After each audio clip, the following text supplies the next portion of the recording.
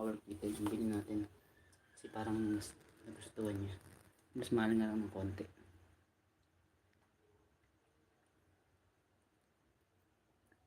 Ay, good evening, ma'am or sir o yung Gerelbad. Ayan, good evening po. Thank you for watching, for tuning into our channel. Ayan, ito po, pinapakain lang natin si Snow ng kanyang dinner na pebbles o si kitten pebbles or pellet na tinatawag, at nilagyan na may tubig. Ayan, at naglinis lang tayo ng kanyang litter sun. Ayan.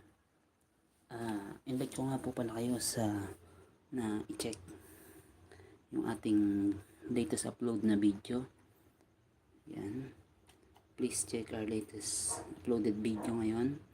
Ayan, na about sa mga basic or starter pack ng or Cats 101 or parenting guide. Yan sa mga nagbabalak mag-alaga ng pusa or may kakilala kayo na gusto mag-alaga ng pusa or kayo mismo plan to have a pet. Ayan, yan na pusa ay yan, panoorin nyo.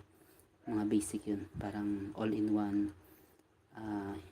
Hindi naman complete pero halos nandun na lahat ng basic na needs sa pagsisimula ng pag-aalaga ng pusa. Yung talaga mga kailangan bago mag-alaga. Ayan.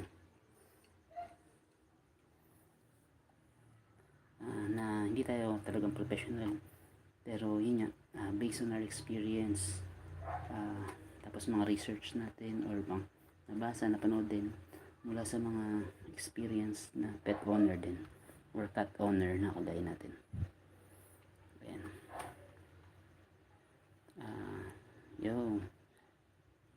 Okay, ako nga pala si Papa Chris at ang ating alaga na si Snow na isang British long hair cat, kitten pa lang.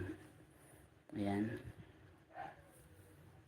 sa ating daily routine, evening routine na pagpapakain, na yung paglilinis, ayan, pag-visit dito sa may room niya na syempre boring room sa kanya kasi siya lang nandito.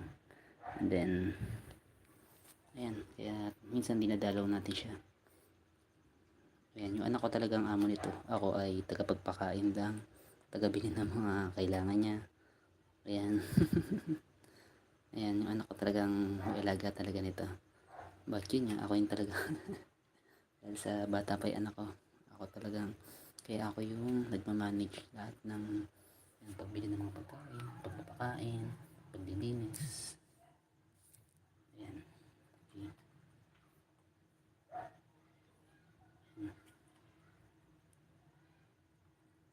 Ayan. Gusto ka, Snow? Okay ka ba? Ayan.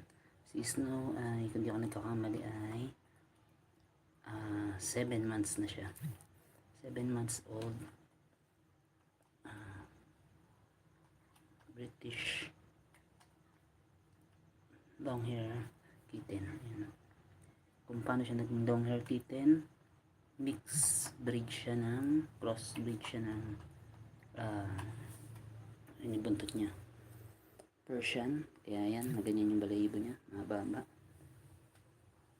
Pinagmix yung hindi ko alam kung magandang combination ba yun. Short, long hair sa short hair. Kasi yung Persian long hair siya, and then yung British short hair siya, kaya shorter nga. Ayan, ayan nga yung kinalabasan niya. Ayan, makapal na minsan may mahabang part lang na balahibo rin. Ayan. Ang kulay niya ay white, pero ngayon ay dirty white na siya dahil 1 month or lagpas 1 month na natin siyang hindi napapaliguan. Ayan, busy tayo nitong syempre galing from December na busy month, and then ngayon January parang may hangover or pagod from December holiday season. Ayan.